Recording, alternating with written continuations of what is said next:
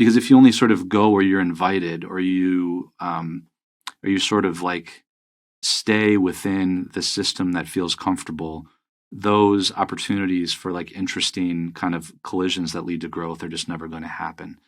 So, being intentional about entering into relationships with people, online and offline, but especially offline. And that can come in the form of, dinners at my house, barbecuing, going places, holding events, things like that, have been one way to stay grounded and to remember what's real. And I love technology, but I think that it ultimately has to lead us back to and serve the real, like what's actually real. And to the extent that it's doing that, I'm all for it. But we can't expect it to do that. Like, we have to take an active role in making that happen.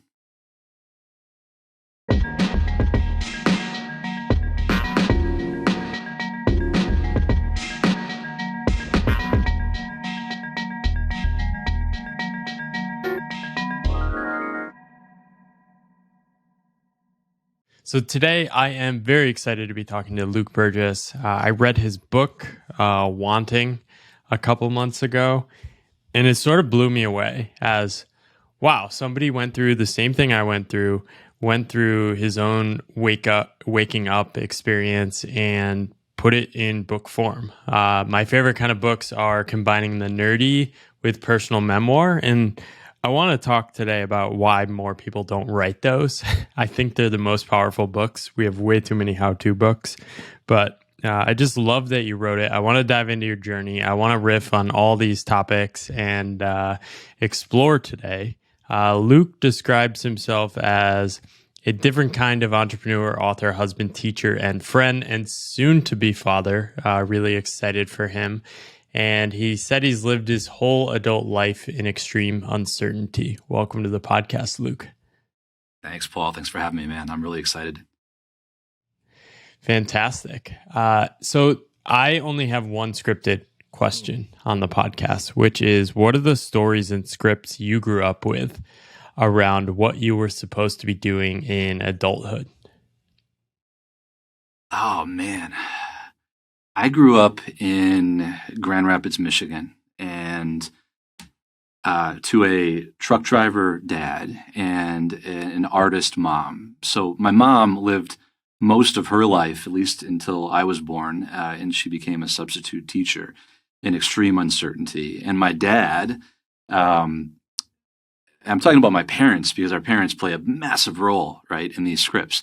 And my dad was 101st Airborne paratrooper, served in Vietnam, and then skydived for 10 years after he got out of the war. Just went around the country, and you could pay my dad $100 and he'd jump out of a plane into your backyard during a backyard party or barbecue, and he would land on a little like beer can or target that you put up in the backyard. So like a crazy dude just going around the country, jumping out of planes. And so he also had this extreme uncertainty, and both of them then really settled down and started looking for stability. So my dad became a long-haul truck driver. He drove semis whole life up until he retired. And then my mom stopped pursuing her art and became a teacher. It was a great teacher. So I had a script that was like, get everything out of your system. And then at a certain point, you're going to need to settle down and get serious and have a stable job. And, stability was really important, provide for your family. And the two things were somehow like, you couldn't do both at the same time, right? It was like, it's either, you put food on the table and you have a real, quote, serious job, or you're exercising your creative energies and, doing these things that give you life. And it's one kind of comes first, and then you kind of get that out of your system. So that was probably one of the major scripts that I had growing up.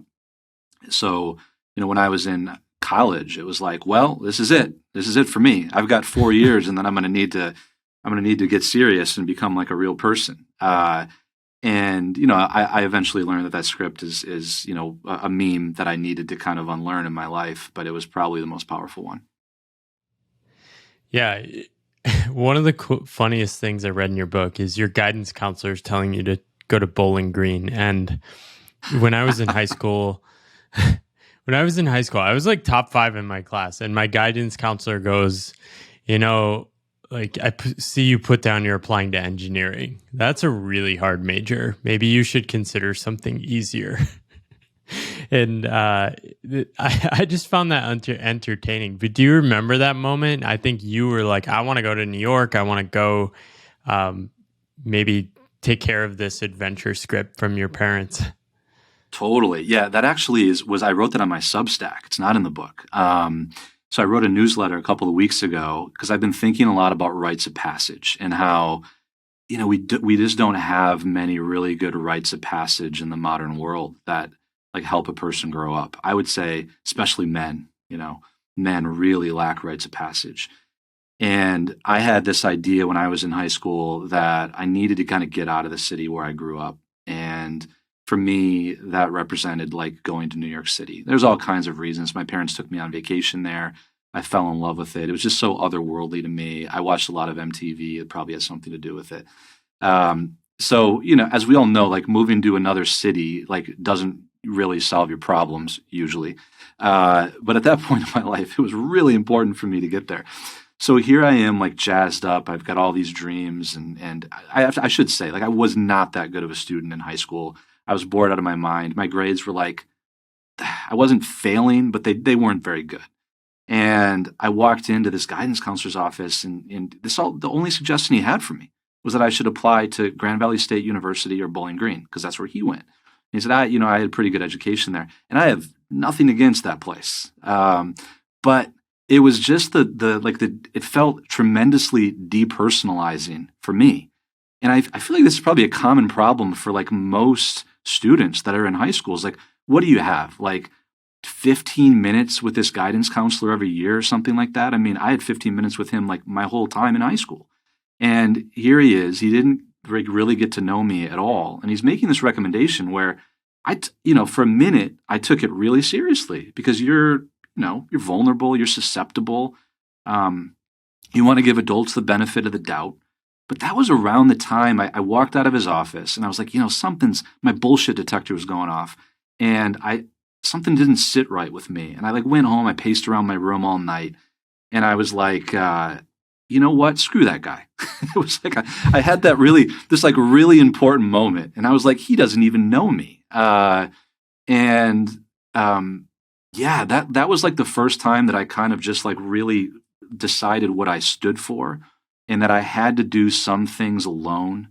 Like, we have to do some things alone in life in order to grow. That's just part of it. We've got to like just go out to the frontier and sometimes nobody's going to come with us. And it was that moment. My parents were kind of, encouraging me not to go to New York. They're like, if you go to a state school, you go to a local school, we'll take care of it for you. We'll pay for it. You want to go to New York City, you're going to have to take care of it yourself. And I just had that moment where I was like, you know what?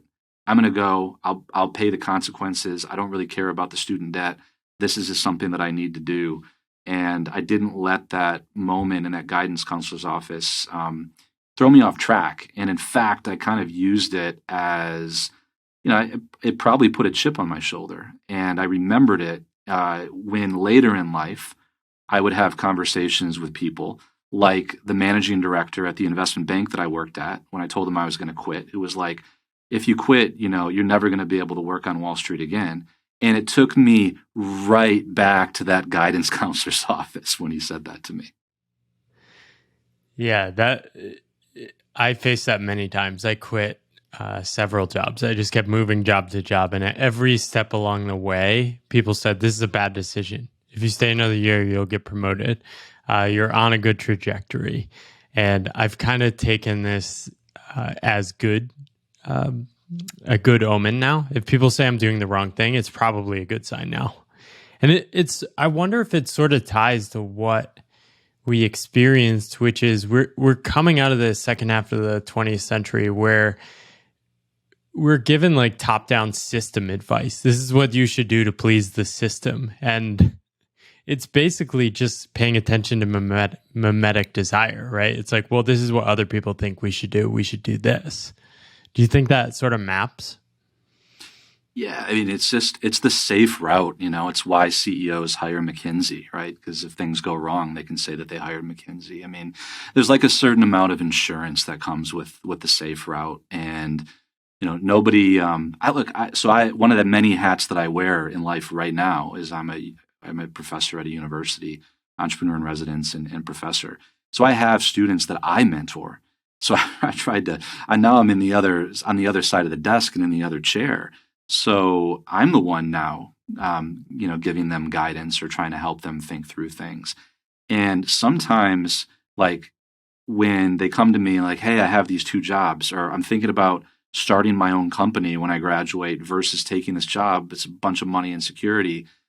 Part of me still is like, well, man, if I tell them that, they're young and this is the time to take the risks and you should do that, and then it blows up in their face, like, am I going to get a phone call from their parents or something like that? So like there's always this kind of like risk assurance kind of thing that I'm doing in my mind. I catch myself doing it sometimes. And I realize like, well, first of all, I never tell them what to do. I should be clear. I usually just ask them questions and try to help them figure it out. But I think it has a lot to do with like us, not wanting to be blamed for bad consequences. That's why I put it in book form. People email me every week now telling me they quit their job, and I'm just thinking, oh my gosh, what have I done? What have I done? Yeah. But do you see yourself in those students? It seems like in New York is when you, similar to me in college, got sort of infected with the prestige bug. Yeah, I didn't have the prestige bug in high school, really. I had the cool bug. I didn't either. I thought New York was cool.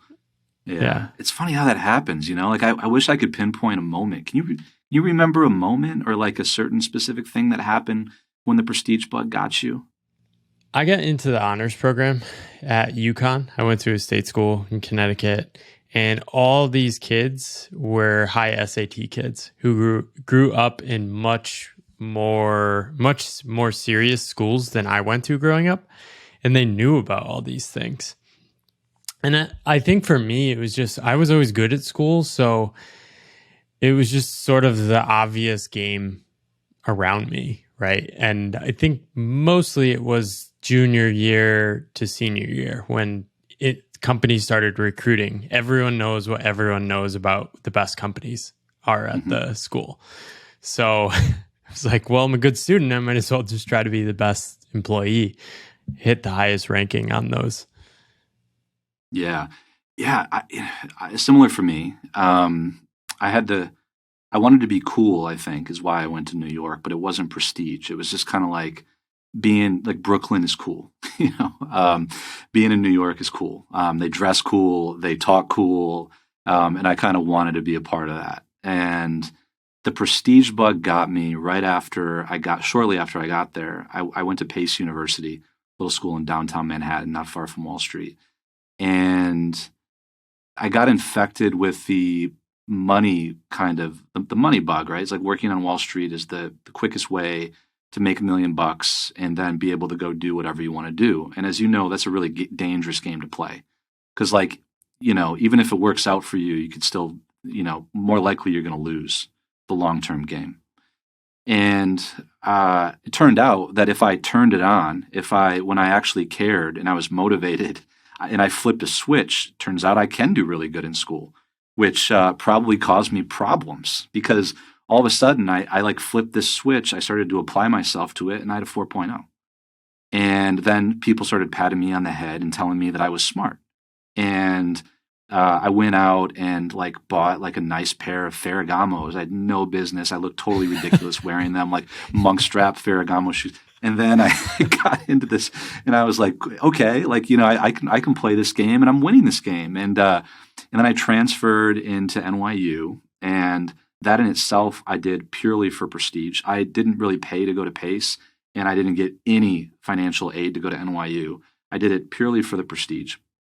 So racked up a bunch of debt, got recruited by all the investment banks, and it just felt really good. It just felt like I was on a path, and there was a certain amount of security in that. My parents were really happy. My friends, We're all doing the same exact thing. And, from the outside, everybody wants to get, it's the old Peter Thiel quote about law firms or law school, right? From the outside, everybody wants to get in, but from the inside, everybody just wants to get out. And I realized that pretty much my first week as a summer analyst investment banker, which, is just a miserable experience.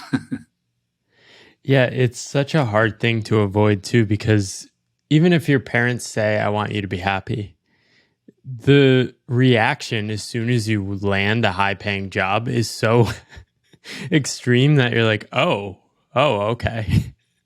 And you start paying attention to what other people are saying in a different way. And I don't even think it was the prestige for me. I think one thing I've pointed out is that for me, I think it was a sort of immature male, like a male immaturity, right? And wanting to feel special.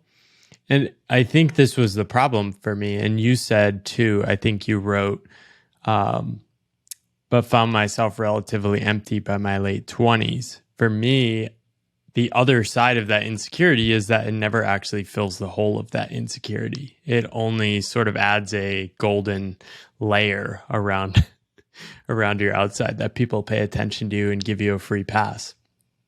Right. And, it's not like you're ever free from some of the temptations and pressures of conformity and going down a path that is probably not going to make you happy. Like, it's not like you can free yourself once and for all. Like, it's kind of always there tugging at us, right? Like, when I quit my job and left to to start my company with my cousin, I just fell into the same kind of anxiety, but just in a different form, in this startup world form. And I did that I started 4 companies in my 20s, and it wasn't until my late 20s that I was still feeling really restless. And then here I am, 12 years later now, and I feel like I'm going through the same process with my book publishing. Like, you and I could probably spend the whole hour just talking about book publishing, right? Like, the different paths and options that are presented to you when it comes to a book. And it's like, here's the safe route, this is the book that you should write. These are the things that you should say. It's how to not upset people, and feeling all of those things all over again. I just have pattern recognition now that I didn't have before. But it's amazing to me how incredibly alluring some of this stuff is, even now, like even after the recognition and the awareness. Yeah, you have this amazing quote from Gerard: "The effort to leave the beaten path forces everyone into the same ditch." And this is something I noticed. I think when I left my former path, I was just wanted nothing to do with creating a job for myself, anything that even reeked of a job. Mm-hmm. But I saw a lot of people around me basically create jobs for themselves. It's like I would notice, oh, you've left, but now you're still working Monday through Friday, 9 to 6. It's like, oh, there's a manager in your head now.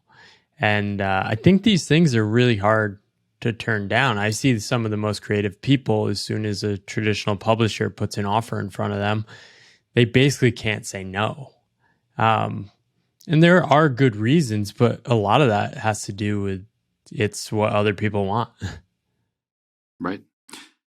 And I guess there is some merit to going down a more traditional path for a time to learn, and and then sometimes there's a time for everything. Like, I published with a traditional publisher my first book, and I learned a ton. And now I'm literally in the throes of trying to figure out what I'm going to do next. And that was a valuable experience for me, and there were a lot of positives to it. So these things are really, really complex. There's just so many different factors to weigh. And the biggest lesson I learned was like the money. And I know it sounds cliche, but like, knowing what I know now, the kinds of questions I would have asked would have been completely different, right? They would have had to do with things like, art control and design, and like the way that things are framed and positioned, and marketing, things that have nothing to do with the advance or the royalty or anything like that. So much of life is just honestly knowing the right questions to ask, right? It just seems like I never even knew the right questions to ask, even a few years ago during that process. And, to the extent that I'm a mentor for my students, for instance, it's just trying to help them understand the right questions sometimes. When I read your book, I was surprised because many traditionally published books sort of follow a formula. And in yours, I just found it so densely packed with ideas and also your personal story and these broader frameworks. And you just don't find that in a lot of traditionally published books. But then I remember I messaged you and you were like, yeah, I had to fight a lot to inject all this into my book. Is that Yeah, that's right. yeah, it No, sounds like you that had was to. Yeah, go ahead.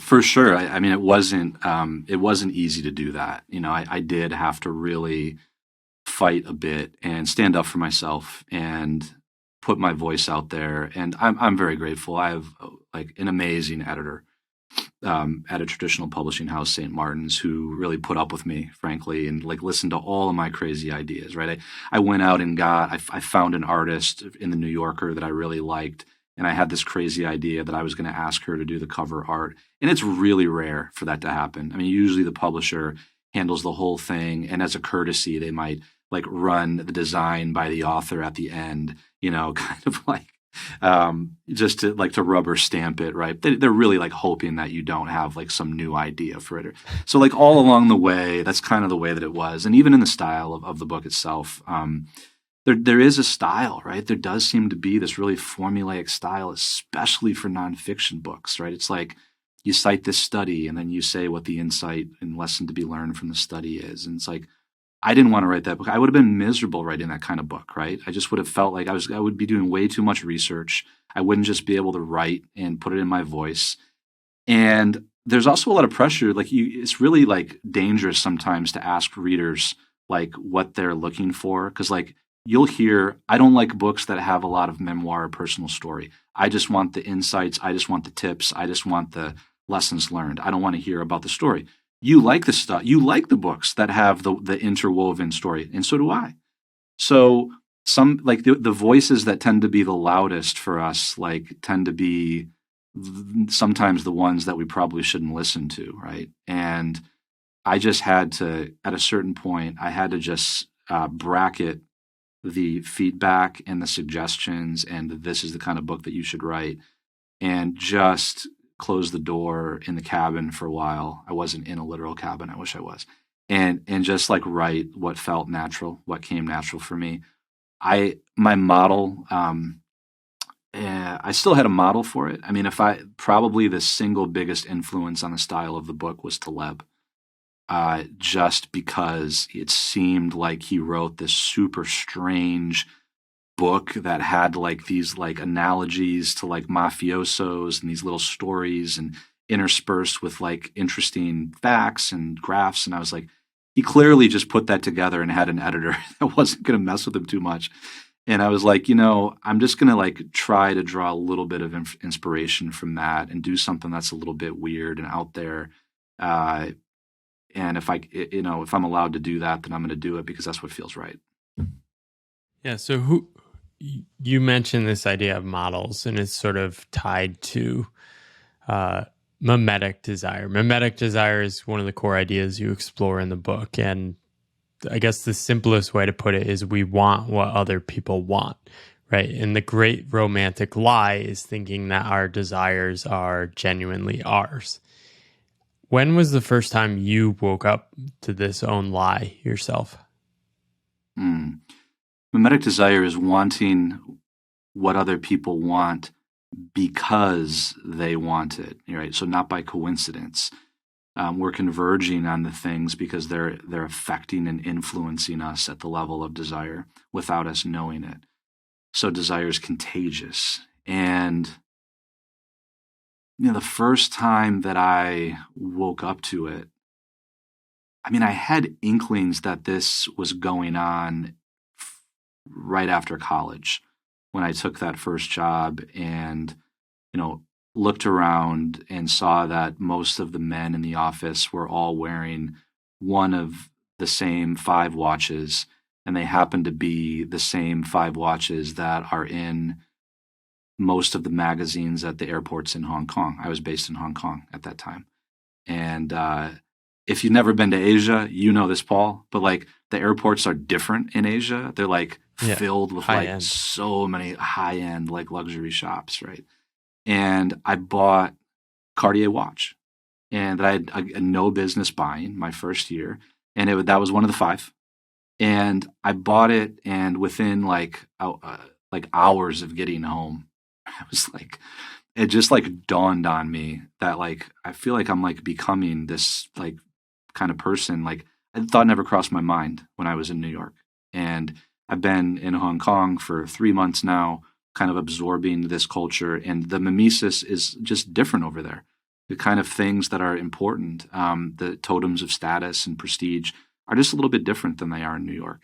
And it was like shocking to me how quickly I adapted, like how malleable I was to just shifting to those kind of mimetic objects that I was going after. So that was a wake up call for me. And it took me a very long time because I left, and then I moved from Hong Kong straight to LA and immersed myself in the startup world, and then I just adopted some different ones. But that was when I noticed for the first time that there was something going on, even though I didn't learn the phrase memetic desire until like 8 years later. I knew we all kind of sort of just have a sense of it, right? Even if we've never heard this term in our life. The danger there too is you can convince yourself, oh, I'm becoming like them with these 5 watches. And then you can just go deeper and try to make yourself even more special by getting an unknown watch that nobody else has heard of that's even more expensive. Did you fall into that trap at all?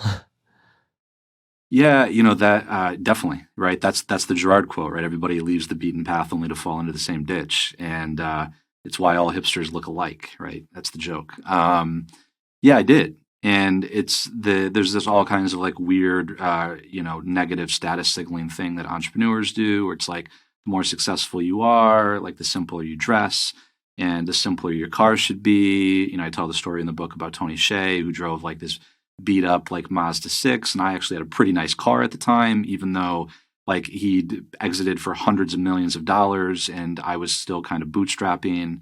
Like it didn't make any sense. So and I tell the joke in the book, like I started thinking like maybe I should drive like maybe not so nice of a car, and but it's just a different form of it, right? So yeah, all these things, like it seems like if you have to think too hard about it, something's probably a little off. Or at the same time, like you can overthink these things. It's kind of the danger of the whole idea of being anti-mimetic, right? And it's ironic because I read a newsletter named Anti-Mimetic. But that the idea is certainly not to just put a minus sign in front of like whatever the crowd is doing. That is not it at all. It's the idea is to simply gain some freedom, some like emotional, spiritual, mental freedom to just kind of unplug and be for a while, just to come into contact with who we are. And when we do that, and I did that through taking a very long sabbatical, which ended up lasting years, by the way. When we do that, we come into contact with these dynamics, these relationship dynamics, the status dynamics, just with different eyes and a different heart and different ears. And, we just kind of, and more emotional intelligence and awareness of what's going on inside of us. But it's, I think if we over intellectualize it a bit, you can end up just doing like really funny, stupid things trying to counter signal. You just end up looking even more ridiculous, right? Yeah. Was that going to Italy after LA? It was going to Italy, but even way before I even went to Italy, I stepped away for a sabbatical, really just to dive into kind of re-educate myself, right? I gave myself like a homeschool classical education for 6 months, which made me realize that I loved philosophy. I loved the classics. And I caught myself, I enrolled in this distance learning program at a university, and I enrolled in a class called Philosophy of the Human Person. To this day, best class I've ever had in my life. Where's that offered? that is offered at a lot of places, but I was at Franciscan University of Steubenville, Ohio, right? Distance learning class at Franciscan. They would literally mail me this is 2007-ish. They mailed me a I love three it. ring binder, 3-ring binder with CDs of lectures that had been Wow. recorded in class, like super bad audio, really bad. And you just make your way through the binder, you listen to the CDs, and then when you're done, you go take a proctored exam with some alumnus of the university that lives in Vegas. I was in Vegas at the time, and I did. And the crazy thing was, I was still mostly running my company, so working 10 to 12 hours a day. And then I would go to a coffee shop. I would get to this coffee shop at like 9 or 10, and I would open up that 3-ring binder and I would immerse myself. And it was the best part of my day. I would get like a tea. I would sit there. It was 24-hour Starbucks because in Vegas we have 24-hour everything. And I would sit there until 1, 2 o'clock in the morning, and I didn't want to leave. And I was like, Luke, something's going on here. Like, why is this engaging you so much? And you're miserable going into the office of the company that you built from the ground up. There's something seriously off about that.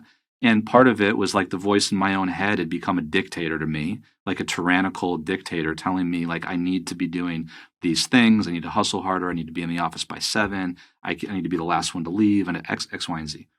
And that was another wake-up call moment for me when I just paid attention to when I was like fully alive, fully engaged in the strangest way possible. Like I never would have guessed that was what was going to do it for me, and that was going to teach me something about myself. And that has to do with the kind of intellectual curiosity that I have that I wasn't satiating in any way. I was just kind of doing like the utilitarian things that would help my business move forward.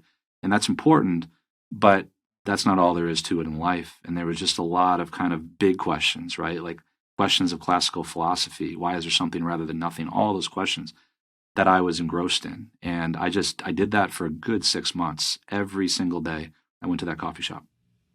I love that. I like the idea of just curiosity and trusting that in a very radical way.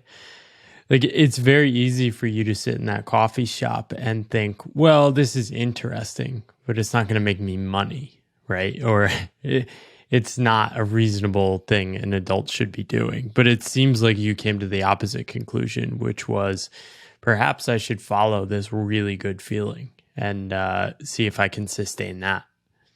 Yeah, yes. And there was a sense of peace that I had. It's odd that I think throughout different times of our lives, when we have this still peace about us, even when we're doing something that doesn't seem like it should bring us peace, that's a really good sign that maybe, you're doing something right? Because on the surface, like you said, there was no clear path to money. If anything, it was just making me sleep deprived, right? Staying there so late. It was like taking away like valuable time that I had to work on my company. So it didn't, quote, make sense on paper in any way, but I felt this tremendous sense of peace about it. And that's what just encouraged me to keep doing it. And the peace was like, Luke, you don't know where this is going to lead. You don't have to know where this is going to lead, but it's going to lead somewhere and you're going to want to follow it. Right. So I just kept doing that. And there's something tremendously nice about not needing to know where something's going to lead, but just knowing that it's going to lead somewhere eventually good.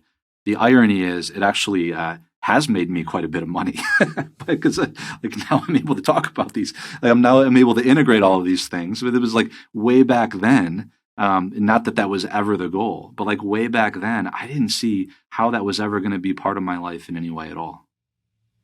Yeah, I get a lot of people that will say things to me like, don't you think it's risky to follow a path like yours? And I think there are two points. I think a lot of people do end up making money when they channel their curiosity. And that, I don't know if that was possible as much 30, 40 years ago, but it's more possible now. But also they're sort of mispricing the human spirit, right? It's not risky at all if you have very good understanding that you are going to short circuit everything that makes us human, your curiosity, your energy for life, your sense of aliveness. Were you pricing that in at that point as well? Man, I love that phrase, mispricing the human spirit. Yeah, I was, I was betting on my spirit, So Yeah. I was investing in the spirit, and I knew that I had this voracious appetite for something, and I was getting fed in those moments of reading and study more than I was in my job. So definitely mispricing it, but I knew that it was important. I knew that it was something that I needed to invest in because the spirit needs to be fed. Just like our minds need to be fed, and they're two different things. Some things can feed both. But play is something that feeds the spirit, and humans need play. We just don't get enough of it usually. One of my business partners, David Jack, who I founded a company with, we founded the company together. He was in his mid 40s. I was quite a bit younger. I was in my early 30s. And this man played more than any other human I know. I mean, he would just play. We'd just be walking down the street together, and he'd find some game to play. Or one time I went over to his house, and we made a game out of the leaves in his yard. We were raking leaves with his daughters. We designed this elaborate game. We were running around. I was exhausted at the end of it. We just had a ton of fun together. And he's sort of helped me look for opportunities to play. And play is one of those things that feeds my spirit. So I try to do that whenever I can.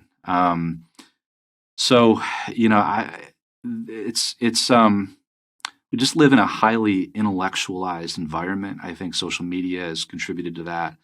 And I think there is a slight distinction between the things that engage my intellect and the things that kind of engage the whole person, that make me, like when I run or when I'm in a state of play. And sometimes they're just very different. Yeah, I love this idea of also thick desires versus thin desires. I wanted to actually read this part. Thick desires are like diamonds that have been formed deep beneath the surface, near to the core of the earth. Thick desires are protected from the volatility of changing circumstances in our lives. Thin desires, on the other hand, are highly memetic, contagious, and often shallow.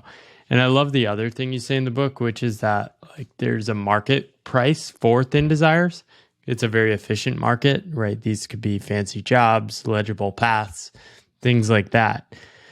But yeah, it goes back to the same thing. They're mispricing all these negative externalities for your own life. Whereas leaning into those thick desires, you can sort of sustain them over long term. And then you start having extra energy for the play, for the deeper engagement in your life. Has that been a gradual process as you leaned into that over the years? How have you, if you reflect back, how many years ago was it you started taking that philosophy course? That was about almost 14 years ago now. Yeah. What does the timeline look like over those 14 years? Do you see your energy dramatically changing from that point in how you think about your life? I think it started around that time that I started reading and studying that philosophy in that coffee shop. That was a unearthing of those thick desires. It was an excavation process for me.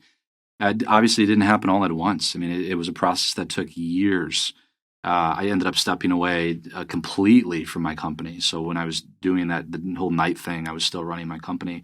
I ended up turning over control, doing a lot of things, that allowed me to completely step away. I was fortunate to be able to do that, to travel for a bit, to immerse myself and continue that journey of re-education, really. And it was very gradual. I ended up on a very kind of spiritual path, and that's the one that led me to Italy, of discernment. At one point, I considered a very radical life choice to a form of religious life. And that's what brought me to Italy. And that was a complete sort of self-emptying. I had to go through I had to blow up my life in order to make that move to Italy happen, right? Broke up with a long-term girlfriend, had to do a lot of things. I mean, in hindsight, it was the best decision I ever made. I don't recommend, everybody blow up their life to that extent. But I had to do that. I felt at that moment, I felt like a great peace in making those decisions. And then, that there was years. And but it's not like a linear process. So much of life is presented as this linear track. where, my desire is just getting thicker and thicker and thicker, and the thin ones are falling away, and I'm just this guy who lives with thick desires. Not at all the case, right? It's it's like we always have, two wolves inside of us, right? And there's been times in my life, even very recently, where I felt, thin desires taking over. But there's always these things that bring us back and remind us. The memory is really important for people. Memory is important in human life. One of my big worries, I promise I won't go on a riff on this, but I think we're losing our memories. I think technology has a lot to do with that. So like remembering those times in our life, like for me, it would have been my guidance counselor. It would have been the way that I sort of felt, like that tug at my chest when my managing director told me I'd never work on Wall Street. It'd be the peace that I felt in that coffee shop. Like, it's crazy how many people forget the good things in their life, the good things, right? We remember the trauma and the bad things, but sometimes we forget the times when our thick desires were activated, when we felt that peace. So the act of remembering has been really important. And there have been things in my life that have made me forget. But then there are moments that bring us back where, I don't know if you've had this happen to you, but like something will happen. Sometimes it's a tragedy, somebody that needs us, something happens where it's like nothing else matters and you know exactly what you have to do, right? Like the thin desires just almost instantaneously fall away. So for me, my parents both got sick over the last couple of years. And, when I'm a caregiver and I'm taking care of my dad, it's like, it's the only thing in the world. It's just me and it's him, right? And there's tremendous joy. There's tremendous peace in that. I'm very happy when I'm with him. And it's sort of like, look at all the stupid little things that I was concerned about before that. And they just seem silly. So these kind of concrete, like family, friends, people in need, we all have people in our lives and probably very close to us. For me, I have this very like incarnational idea of how to mine the thick desires, right? Like very, very concrete things around all of us, could be your children, are kind of calling at us and offer clues to us on where we can find the kind of thick desires. I mean, some of these are just part of what it means to be human, right? Like we all have this deep desire to give of ourselves, right? To pour ourselves out in a loving relationship. Sometimes we need to actually be reminded of that. Yeah, I love that. I met my wife in a similar moment of your peace at the coffee shop. In my first couple of months in Taiwan, I had no income, no plan, nothing, but sort of my first experience with sitting with myself and liking it and following my curiosity. And I think I'm lucky in that I met my wife in that period. So that's sort of our founding myth of our relationship as well, because she was on a similar journey. And I had a publisher reach out in the first month of my child being born, and it triggered the hell out of me. It basically hijacked my body because I became terrified of my former self. That was somebody that would have instantly said yes to such a thing. And my wife was the one that pointed out to me, you're totally off after that call. And as soon as she told me that, it was very easy to walk away from that and continue on what we were building. But also cheat code, which I know is coming up for you, is having a little cute baby, which is yours. It's sort of the greatest reminder in the world of what really matters. And it's actually made it so much easier to know what the right thing is to do with that kid, because you can just look at things through a kid's eye and it's all about joy and playing and things like that. How are you thinking about the upcoming arrival of your son or daughter? Well, I'm already preparing myself during that first month for some kind of like amazing opportunities to come my way or something like that. I'm already ready for that. You have the conference right after the birth. Yeah, well, that's a crazy story. Actually, I got to tell this story because this is really funny, right? You can't make this up, right? We make plans and God laughs. I planned this big conference on Rene Girard at my university in DC for October 13th. And I planned it late last year, a long time ago, right? Getting way out ahead of things. And then a couple of months later, we found out that Claire's pregnant. And the doctor's like, your due date is October 16th. And I'm like, that's not good. That falls right in the window. Like, chances are the 13th might be the day that this baby's born. And obviously, I'm not going to not be there for the birth of my first kid. So, Paul, I am so stubborn that for like a few months, I refused to move the date. And I was like, because I had signed a $30,000 contract with a hotel, and like I'd put a lot of work. It would be a real pain in the ass to move. So I was so stubborn. I was like, like, what are the odds that our daughter will be born on that day? They're very low. I'm just going to keep the day. And then I had some friends that talked some sense into me, like, Luke, you're not going to even want to have to worry about the possibility of that. No. So I moved it. So I'm going to have to be very sleep deprived when I pop my head above water for November 3rd to actually host that. So I'm getting ready, knowing that those kind of those things are going to come, right? It's a little bit easier to deal with when you're at least prepared for it and they're not unexpected. And throughout my whole life, it's always worked like that. Like, the damnedest things come my way at the craziest times. And I kind of do believe like the circumstances really matter and help us find meaning in things. But I'm going to do, my wife is very good. She's very good like you. I mean, there's just no substitute for having somebody in your life who can, speak truth to you and who sometimes knows you better than you know yourself and who can remind you of those things. Very, very hard to find. I have to say, one question I had for you, because I met my wife in a similar situation. What brought you to Taiwan in the first place? What were you doing there? I don't really have a good answer for that. I traveled throughout Asia for a month, and something I felt in the 1 week I spent in Taipei said I had to return. And that was it. I was really trying to strip my life down. I think I was going through a similar process of what you were doing, which was just letting go of everything and just clearing the slate. And I think it was likely just everything's in Chinese characters. I can't read. I don't know what's going on. It was so different from a place I grew up in the suburbs, and I just went.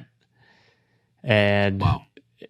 It changed everything. And that was also when I started to fall in love with writing. I noticed I was literally doing nothing, but I noticed I kept being excited to pull up my laptop and write in the mornings. And I declared then that my only goal would be to write most days. And that's the only goal I've really had for the last 6 years. And it's sort of working. So yeah, it was, it's one of these things you can't explain it. And at some point you have to release the tiller and just start listening to what the world's telling you. Yeah, no, that's really well said. Sometimes the most important things happen when we least expect it, and when we're not trying to control everything, we're just kind of open. I've definitely like to be in control, but I'm more comfortable being less in control in my life now than I used to be. And I've just noticed this very strange thing that when I just kind of let go a little bit, this amazing people and things come into my life when I'm just open. Kind of like the way the creative process works, right? Like, when you're really, really busy, I mean, it's impossible to be creative. I mean, I don't know. Maybe you know somebody that can be super creative while they're busy. No, I can't. I can't be. No, I can't at all, right? So, like, I need to go on long walks and runs and just, like, travel and just sort of observe and think and allow these collisions to happen in my life. And that really only works when when you sort of let go of the reins a little bit and expect the unexpected. I was in Rome studying. I was on a pathway to eventually become a priest, and I sort of like let go of that idea. I even wanted to control that. I wanted to control the process. And I sort of finally let go of that and completely opened up myself to any possibility. And, walked into an Irish pub in the middle of Rome on Thanksgiving Day to watch the Detroit Lions football game. And it's the only place in Rome that was showing it. And I sat down next to the girl who would eventually become my wife, and like just like allowing absolutely anything to happen. And she was there just touring Europe, working on farms, trying to learn about food. And here we are many years later, and we're making a beautiful life together. And neither one of us, if we would have, we're very different too. And we even let control of expectations and the boxes we would have checked. We never would have picked each other on Match.com or anything like that. Not even, I know she wouldn't have picked me, not even close. I didn't check any of those boxes, but there was just kind of a piece there too, right? The same, very similar sense of peace that I felt in that coffee shop, I felt that day and in the weeks that followed. And it's always been a sign for me that, Luke, you don't know where this train is going. You don't really know where this is going to lead, but it's good. It's beautiful. There's truth in it. There's love, and the love is real, and that's going to lead you somewhere really cool. Do you struggle to get into that state in the US? I think one thing I've struggled with, I wrote most of my book in Taiwan, and I think the energy for me there allows myself to wander mentally and physically a little more. The lower cost of living helps too. But yeah, do you struggle with the energy and pace of American culture and just how we live? 100%. Yep.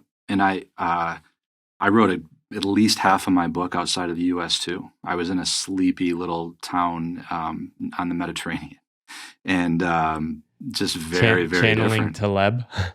Yeah, Return to the Med. I literally, I basically threw a dart at a map. It's how I found that place, and it helped. So, yeah, I find it really tough. So I think I'm trying to. And I'm learning, right? Because I'm starting to work on another one right now, and it's harder than the first one. And I don't think it's the material. I think it's actually environment. Environment, I think, affects people in different ways. I know some people who environment doesn't affect them very much. They seem to be able to just dial in and do their thing no matter where they're at. I'm the kind of person where environment affects me a lot. So finding that that's going to set me up and sort of unlock some of that creative potential is key. And man, when I was I spent a lot of time outside of the US, been lucky, Asia, Europe, both. And there is something sort of distinctive about expectations of work, right? We just have a different relationship with work. I won't get into Japan, but there's something different about our attitude to work here in the US that I haven't seen anywhere else. Yeah, in Taiwan, it's an extreme work culture, meaning you don't get many vacation days. You are working a lot, but I do find the weight of the work is a lot lighter there in an interesting way. It isn't the center. And I think that's a lot to do with family cultures in Asia. And every system has its different relationship with work. But I think also just if you can get outside of your own default work culture, it can lead to some interesting ability to kind of disconnect from that. And that's definitely what I experienced for the first time being in Taiwan too. It was I don't even know what people think I should be doing. Right. Yeah, I think it's easy to internalize scripts about work, and then take them into our personal lives or our lives as entrepreneurs. Even if you're an independent creator, it can be easy to take scripts about what work is into that. I know I have. So it's the kind of this idea. The real danger of working for yourself is that there is no. If you don't have an off switch, you can just convince yourself that if you're not working, then you're being lazy. You could have worked 80 hours that week, and it's 11 p.m. And it's well, if I'm, I can always work more. You can always work more, right? But that's a false dichotomy, right? Which is not healthy in any way. And especially a lot of young entrepreneurs really have a hard time setting any kind of healthy boundaries whatsoever. Yeah, I love what you wrote about looking for reference points outside the system. You said, make visible what is invisible, mark the boundaries of your current world of wanting, and you'll gain the ability, at least possibility, to transcend it. It does seem, and I wonder if this is tied to what you were saying at the beginning about rites of passage, we sort of lack any sort of cultural wisdom about how to transcend our bubbles. And I think it's become a lot more challenging with like the just information flood we're experiencing of technology and just constant exposure to everything around us. How have you seen sort of effective ways to transcend our current experience, find those points outside the system? Part of it is I think part of it's physical. And what do I mean by that? I mean that if we're very online and we try to solve this problem in a digital sense only, it's extremely difficult, maybe even impossible to solve, because everything is too abstract and it's too easy to stay in the bubbles, and the algorithm is working against us. So there's really no substitute for living in a city, for instance, that's really diverse and where you can go to a bar and there's like a equally good chance that you're sitting next to a Republican or a Democrat, and there's like people are just having like all different varieties of conversations. Those places are really important, right? These third places in our world, they're not home, they're not work. I think there's really no substitute for them. I really don't. And I think that we're going to have to end up finding them in the real world. So, I mean, I literally make a point to go to places that I feel are like that in the various places that I'm at. Arthur Brooks once told me, he said, Luke, go to show up to unexpected places and places where you're not invited and say unexpected things. Because I asked him, like, what's been like a piece of advice that's been useful to you? Because if you only sort of go where you're invited, or you sort of like stay within the system that feels comfortable, those opportunities for like interesting kind of collisions that lead to growth are just never going to happen. So, being intentional about entering into relationships with people, online and offline, but especially offline. And that can come in the form of, dinners at my house, barbecuing, going places, holding events, things like that, have been one way to stay grounded and to remember what's real. And I love technology, but I think that it ultimately has to lead us back to and serve the real, like what's actually real. And to the extent that it's doing that, I'm all for it. But we can't expect it to do that. Like, we have to take an active role in making that happen. Yeah, that's sort of something you point out, which is missing from a lot of the tech narratives. And you frame this. I love your idea of the 3-city problem. It's such a good remix of the 3-body problem, which is that we have Athens, which is sort of the Church of Reason. We have Jerusalem, which is faith, and then Silicon Valley, the 3 cities, and Silicon Valley is technology, right? And technology has kind of come in, and I think you've pointed this out to me, or at least made me aware of it. You sort of see like reason and religion have coexisted for thousands of years, and they've sort of figured out how to live with each other, especially in the US. I think the US is probably a good example. But then technology sometimes tries to be all of those things at once, right? Where we abdicate ourselves to technology. And you can see it in tech leaders. They try to, like, crypto is our God, blockchain is our God, AI is our God. It's like, no, we need to figure out how these all connect. Am I sense making your version of the idea in a right way? And like, what would you add there? Yeah, you definitely are. So I think of Athens as, the city of reason. Jerusalem is not just faith, let's just say spirituality, right? Or Yeah. an openness to things that can't be explained by reason alone. Like wonder would really exist in Jerusalem. And Silicon Valley, as you said, is technology, but it's also utility, doing things that are just useful. And I've spent a lot of time in all three. And I've been siloed in various ways in all three, where there's not a lot of contact with the others. So I know a lot of people in Silicon Valley that have no contact with any form of spiritual life or spiritual people whatsoever, right? Everything is what's practical, what's going to make money, what's useful, and how can we make progress with the tech.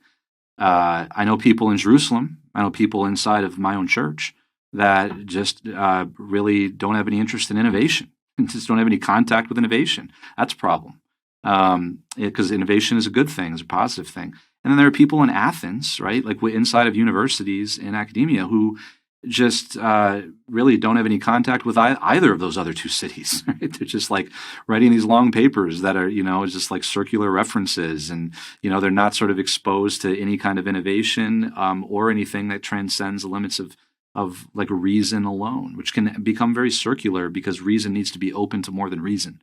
This is a central point. Like reason, where's reason going? What are we doing with it? Sam Altman tweeted like yesterday, or he didn't tweet, he said it in a thing. He was like, well, what I've realized is that intelligence, which I take him to mean reason, like reason can just sort of become this detached thing completely, and then we can just put it inside of computers, and that's what basically AI is just going to. And it's like, well, no, you can't just detach reason from from embodiment, right? From like the human person. Like, what is it for, right? So this disintegration has been a topic that's been fascinating me for a long time. Because like whenever I feel disintegrated, it's usually has to because I'm like all in one of those three cities, and I feel most whole when I'm sort of finding a way to live at the intersection with all of them. So this is fundamentally, I think this is one of the big problems of our time. I think all of the big debates about AI are happening without any involvement of Jerusalem whatsoever. And Jerusalem can propose answers for the teleology in the end, like what does this all mean? They at least need to be at the table. And like going back to earlier in the conversation, there's no bridges. There's simply no way to get from one to the other. People have a hard time, as you said, like somehow transcending whatever world that they spend most of their time in. And I'm trying to bring people together. And this whole thing that I'm organizing in November this year, I always hate mentioning dates on podcasts because I know people listen to this, will be listening to this next year too, probably. But I'm hosting this event. I'm trying the whole framework, my whole mental model is to get all three of those cities in the same room, having interesting conversations with each other. And I just know that good things are going to happen. And I'm not making it up. I test this in my own life every week to the extent that I can, right, in various ways. And I know that that's when all of the most interesting things happen, whether it's just good conversation, engaging real conversations, innovation. I mean, if I was going to start another company, I would probably want representation from Athens, Jerusalem, and Silicon Valley. What are the best parts you've seen being part of a university that have the potential to really that we can lean on in the coming decades? The best positive things about being at a university? Yeah.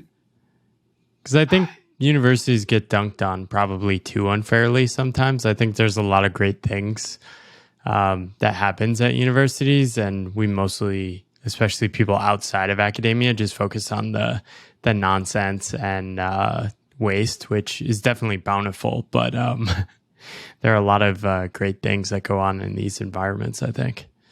Yeah, and some of the best conversations that I've had in the last 5 years have happened with my colleagues at my university. You've got a university that has all these different departments, these diverse departments in it. And, when you have somebody from philosophy, somebody from English, somebody from theology, somebody like me who's in the Center for Entrepreneurship in the business school, politics, you got all these different people that are able to have conversations with one another. I'm probably very lucky. I'm at a university that we don't have some of the nonsense that's happening in other places not happening at our school. So I'm lucky. We're able to have these real conversations where people are not scared to speak and say what they think and seek the truth together, right? The word dialogue, dialogos, right? It's two people seeking the logos, seeking the truth together, shoulder to shoulder. I feel like I can do that. And a university should be a place where you are liberal arts. You should be free. You should feel free to seek the truth. And that happens. There's a lot of amazing information sharing that happens.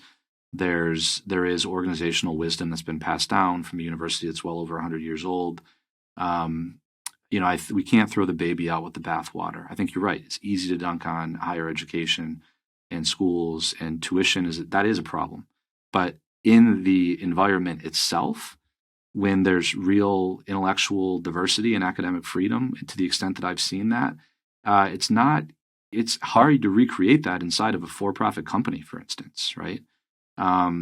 So there is something privileged about being in a place where you can have intellectual discourse. And I'm hosting this conference at the university because it's a place where people can come together and have conversations that I simply haven't seen anywhere else, in terms of like when a business hosts some kind of a conference. It's sort of like the usual suspects show up. And they're usually people that are in some case like linked to some kind of a motive that the company has. So when profit is removed from that, sometimes it allows for the kind of conversation that can be free from the wrong motivations. What are you hoping comes out of this? How are you thinking about the next sort of chapter of your journey as well? Part of the cool thing is that I don't know, and I'm in a position. I'm in that cool position where, with the baby on the way, I don't know what my life's going to look like a year from now. I've been told I've got some guesses. It's at least the first 3 months. But I love not knowing. There's something exciting about that, of being able to let go, especially those first 3 months. I'll probably write a little bit, right? I'm going to be on leave, but I'm going to write probably just for my own sanity. When I'm up in the middle of the night. But it's going to be, and I know that having a child is going to give me a completely different perspective on all of the very things that I've been talking about for the last couple of years. Probably the number one request I get is like, Luke, like, why don't you write a book like this, but for children? And I'm like, well, I'm not going to do that because I don't have children yet.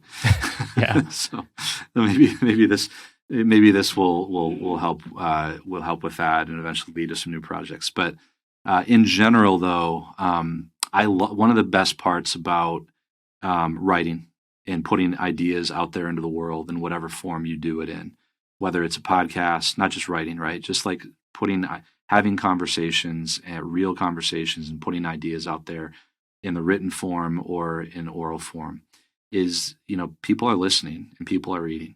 And, you and I wouldn't be having this conversation if we both hadn't done that. And it's really, really satisfying to be able to meet you, to be able to meet other people that have read my work. And I know it's got to be the same for you. You get these messages and you have these, you realize how many kindred souls are out there. And, each of these conversations, for me, a book is a conversation starter. That's all it is. It's really what it was for me. And it's proven to be true and effective. We're having one. I've had thousands of others. And the conversations seem to be leading towards something. And I can't tell you what it is. And I'm cool with that. So I'm certainly on the pathless path right now and enjoying it along the way. I love it. I would say, I think, based on learning a lot about you and how you're thinking about life, I think you'll be surprised at how amazing those first 3 months actually are. I think this is something my wife and I have reflected on. It's actually far, far, far better than we ever imagined. And the costs are legible and easy to understand. And they do suck, but like the upsides are just so rich. So I'm definitely excited for you. And I think, yeah, it's funny. People have asked me, oh, you should do a Pathless Path parenting book. It's like, I'm 4 months into this. I don't know anything. But yeah, people are ready Are to you deem us you're 4 months experts. in right now? I didn't Yeah. realize it was that recent. Oh man, congratulations! So you're just coming out of those first 3 months. It's weird That's though. awesome. It's not our daughter slept pretty good, but if you stagger sleep, this is like inside strategy on parenting. Like my wife and I both really, we are not, we didn't prioritize work at all in the first 3 months. If we could fit it in, we fit it in. And we just really started with how can we both thrive such that if one person's down, the other is thriving, right? So if I don't get, like, if she's not getting good sleep, I'm going to try and get good sleep so that she can sleep during the day. And just like working as a team. But man, the baby cuddles and the baby laughs are just like, it's all worth it. Can't wait, my friend. Yeah. And I think it makes things easier. It's weird as the guy, I think, prior to giving birth, because you're not going through a transformation, whereas the woman is going through a day-to-day transformation and actually building a connection. I think in the final 4 months, the baby's like dancing every day. And Right. yeah, is even after the birth, it really still is like a slow process, I think, for the man, because it's a different relationship, but it can be pretty beautiful from what I've experienced so far. So excited for you. Yeah, no, we're in the second trimester and she's feeling a lot of dancing already. It's amazing how how transformation happens, right? Like in a person. Its transformation is always mysterious, right? It's just not always easy to find a cause and effect. I mean, in the case of a woman who's pregnant and having a baby, it's pretty obvious there, right? The body is changing completely. There's this mystery and gift of life. I mean, it's just an amazing thing to think about a person, human growing inside of you. So, I mean, that transformation is a little easier to understand. So, we're transformed when things happen to us, right? Usually, through life. But then there's also part of it that has to come from us, right? I mean, you can have the same inciting incident can happen to two people, and they can respond in two totally different ways. Like some person they could seem like it didn't affect them at all, and the other person could respond in a way and sort of lean into it and be transformed. And that's the part I'm interested in, right? It's something I feel like I need to. Something I need to sort of respond to in a certain way, and it's easier for my wife to respond to it right now than for me. And I'm just sometimes I feel like I'm along for the ride, but I know at some point there's going to come a time where I need to sort of like shift it into second gear or something like that, and something different is going to happen. Yeah, I think it's just really hard during the pregnancy for the man, but I think after the baby comes, it does completely transform you. But I think this is the interesting thing you're exploring with the thick desires, because to me, getting in touch with your thick desires is all about self-awareness around what really matters for you, or about what you're seeking to have in terms of what matters to you. Because a lot of people are cynical about the sleep in the first 3 months because they're basically living life downstream of what a story is about how they think they're supposed to be reacting. And I think the power of the thick desires is really not trusting those stories and getting in touch with, oh, how am I actually feeling? And yeah, I love that so much. Well, that is the first time I think anybody has framed thin desires or linked it to stories, right? Like the scripts and the stories. But there's a lot there, man. Like I'm gonna leave this conversation mulling on that one probably tonight when I go for a run or something. And when I write something up in the next month, I will credit you for giving me that idea, because I do think that there is a deep connection between thin desires and stories, because the thin desire would not exist if we didn't have some idea in our head about what that thin desire would do for us if we fulfilled it, right? They're inseparable things. Yeah, I mean it's sort of simple to think about, right? If you picture, all right, I'm going to get promoted to, or I'm going to found a company and then exit it, right? You can almost instantly come up with a story and an expectation of how you think you would feel. But if you instead said, all right, I'm going to take this random course and then wander around in Italy for a while and follow that, you don't really have a feeling for how that should feel. And I think that's why people don't do it. But yeah, I'm excited to read your perspective on that. So I have one question I like to ask people at the end. Do you have any path role models? I have. I've had a lot along the way, but nobody listening to this podcast probably has ever heard of them. I have a lot of hidden models, right? Simple people in my life that have come along the way at various times. And one of the models that affected me profoundly when I was living in Vegas, right around the time that I was embarking on that re-education in the coffee shop, was an attorney who had a large family and was probably the happiest man I've ever met in my life. He still is to this day. We're good friends. And had 5 kids and was a partner at a law firm. And we struck up a friendship. We met through a mutual friend and struck up this friendship. And he welcomed me into his home. I was a young single entrepreneur guy at the time, and welcomed me into his home. He'd invite me over every couple of weeks for dinner, and the whole family would just shower me with love, and we'd grill out in the backyard.